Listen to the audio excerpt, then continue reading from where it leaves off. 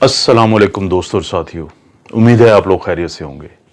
इस वीडियो में मैं एक ऐसा मौजू पे बात करूंगा जिसके बाद मुझे बहुत हद तक यकीन है कि कुछ लोग जिनको इस वीडियो का नुकसान होगा वो ज़रूर इस वीडियो को यूट्यूब से हटवाने की या रिमूव करवाने की कोशिश करेंगे। तो आप लोगों से मेरी दरख्वास्त है कि अगर आपको लगता है कि ये वीडियो आपको किसी तरह से मदद दे सकती है तो आपने इसको डाउनलोड करके सेव कर लेना है, ताकि अगर ये यूट्यूब से हटाई भी जाए तो आपके पास ये हो। इस वीडियो में मैं बताऊंगा कि ये क्या वजह है कि ये जो पीसीआर टेस्ट है लोगों का बार बार पॉजिटिव आता है, चाहे वो अलामात से निकल आए हों और चाहे उनको काफ़ी दिन हो चुके हों और महीने से ज़्यादा हो चुका हो, लेकिन उनका पीसीआर का टेस्ट बार बार पॉजिटिव आता है। और वो क्या एक ऐसी बात छुपाते हैं लैब वाले जिसके पता चलने से आपके अंदर का डर और खौफ ख़त्म हो सकता है। और इस बात को समझाने के लिए मैं सबसे पहले आपको वाइट बोर्ड पे कुछ चीज़ समझाता हूँ। जी दोस्तों, जिस बारे में मैं बात करना चाहता हूँ उसको समझने के लिए सबसे पहले ये स्ट्रक्चर को देखें। ये है कोरोना वायरस। इसकी ये जो बाहर रेड कलर की ये नज़र आ रही हैं, इसको हम कहते हैं स्पाइक प्रोटीन। और ये वही प्रोटीन है जिसकी मदद से ये वायरस हमारे जिस्म में दाखिल होता है। और ये है लिपिड की बाइलेयर, ये है इसकी होल जिसको आप कह सकते हैं, शेल कह सकते हैं। इसके अंदर है ये आरएनए, और ये वो आरएनए है कि जब ये इसकी मदद से हमारे सेल्स के साथ अटैच होता है और ये आरएनए हमारे जिस्म में चला जाता है, तो ये है वो आरएनए जो कि सबसे ज़्यादा तबाही करता है, जो हमारे जिस्म में जो भी प्रॉब्लम्स बनते हैं, और ख़ास तौर पे वो लोग जिनकी उम्र ज़्यादा है, जो इम्यूनो कॉम्प्रोमाइज्ड हैं, जिनको बाकी प्रॉब्लम्स है, उनके लिए ये है वो आरएनए जिसके अंदर सारी जो प्रॉब्लम्स होती हैं उनकी डिटेल्स इसके अंदर पहले ही मौजूद हैं।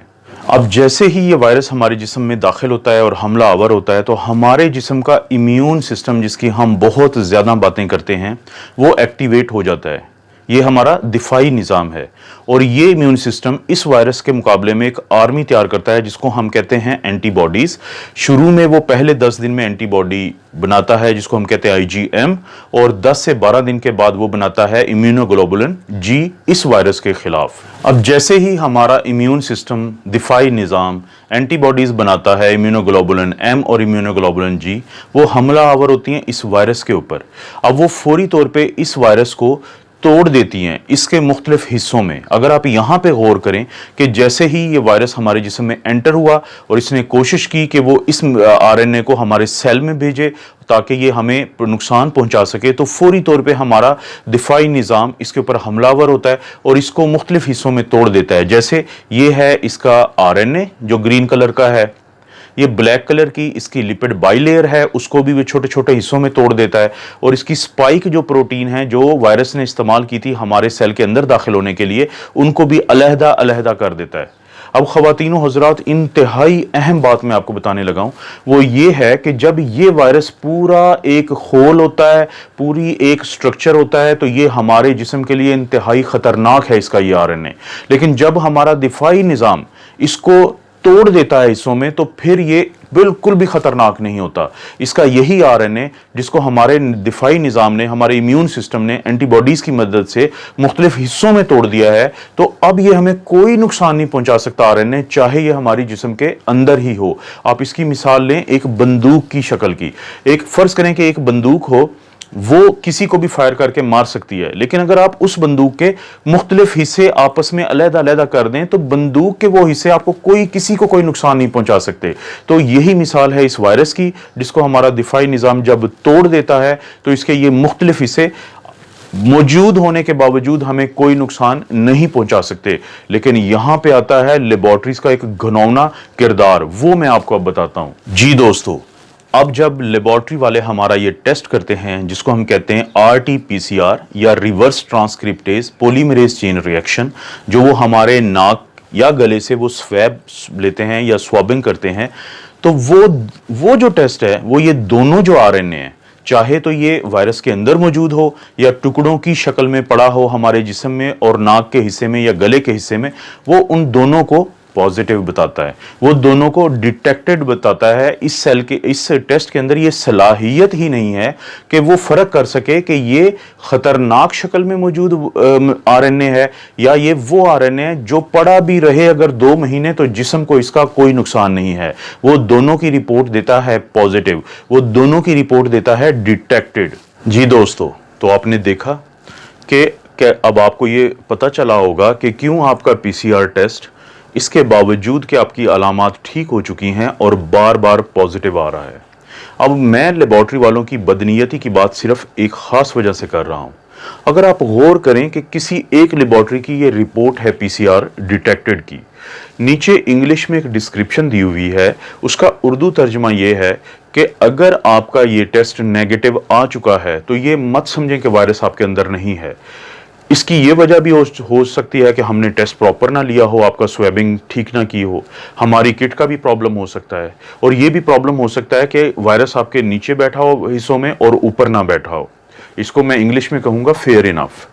लेकिन आपने कहीं पे एक जुमला ये दर्ज नहीं किया कि अगर ये पॉजिटिव आ गया है तो इसकी भी कोई ऐसी वजह हो सकती है कि आप लोग परेशान मत हों। उन्होंने वो इसलिए नहीं किया कि वो खौफ का कारोबार कर रहे हैं। जितना ज़्यादा आप लोग खौफज़दा रहेंगे उतना ज़्यादा आप ये टेस्ट करवाएंगे, जितने ज़्यादा आप ये टेस्ट करवाएंगे उतनी ज़्यादा उनकी तिजोरियां भरेंगी। अभी वो अरबों पाकिस्तानी रुपीस कमा चुके हैं इस पीसीआर टेस्ट के ऊपर। उनको पता है कि जब तक लोग खौफज़दा हैं वो इस कारोबार में फ़ायदे में हैं। तो आम लोगों के लिए फिर इसका क्या हल है? ये तो एक प्रॉब्लम मैंने बताया है, इसका हल ये है, अगर आपको अलामात हैं और आपका पीसीआर पॉजिटिव है तो आपने मुकम्मल तौर पे वैसे ही अपना इलाज करना है जैसे डॉक्टर्स आपको बताते हैं। लेकिन अगर आपकी अलामात ठीक हो चुकी हैं तो इस चीज़ के चांसेस हैं कि ये वायरस मर चुका है और टुकड़ों टुकड़ों में पड़ा है। और अगर आपका पीसीआर पॉजिटिव भी आता रहता है अलामात जाने के बावजूद, तो आपको परेशान होने की ज़रूरत नहीं है। और जब ये एक दफ़ा टुकड़ों में तब्दील हो जाता है तो उसके बाद इसके अंदर ये सलाहियत भी ख़त्म हो जाती है कि ये आपसे किसी दूसरे को लग जाए। तो अपनी आइसोलेशन को आप रिलैक्स कर सकते हैं जब एक दफा आप अलामात से निकल आएं। तो क्या इसकी कोई साइंसी आपको भी प्रूफ मिल सकता है? जी, आप अपना एंटीबॉडी टेस्ट करवा सकते हैं। अगर आप अपना एंटीबॉडी टेस्ट करवाएं, जो मैंने एक दिन पहले मिसाल दी थी और मैं ये दोबारा दिखा रहा हूं कि एक दोस्त हैं जिनका इम्यूनोग्लोबुलिन जी बहुत स्ट्रांगली पॉजिटिव आ रहा है, लेकिन इसके 2 दिन के बाद भी जब उन्होंने अपना पीसीआर का टेस्ट करवाया तो वो उन्होंने पॉजिटिव दिया। और वो शख्स जो इससे सेहत याब हो रहे हैं वो ज़हनी तौर पे इंतहाई टेंशन में चले गए एक बार फिर कि उनका टेस्ट पॉजिटिव है। तो मेरी आप लोगों से दरख्वास्त है कि अगर आपको लगता है कि ये वीडियो आपको किसी भी तरह से हेल्प कर सकती है, आप इसको सेव करें डाउनलोड करके, आप इसको लाइक करें और अपने दोस्तों के साथ शेयर करें कि हो सकता है किसी एक को इस वीडियो का फ़ायदा हो जाए। और अब आपको समझ आ चुकी होगी कि मैंने आपको क्यों कहा है कि कुछ लोग बहुत तेज़ी से कोशिश करेंगे कि हर सूरत इस वीडियो को रिमूव करवाया जाए। आप अपना और अपनी फैमिलीज़ का ख्याल रखें। अल्लाह ताला आपको और आपकी फैमिली को हर किस्म की आजमाइश, बुराई और बीमारी से बचाए।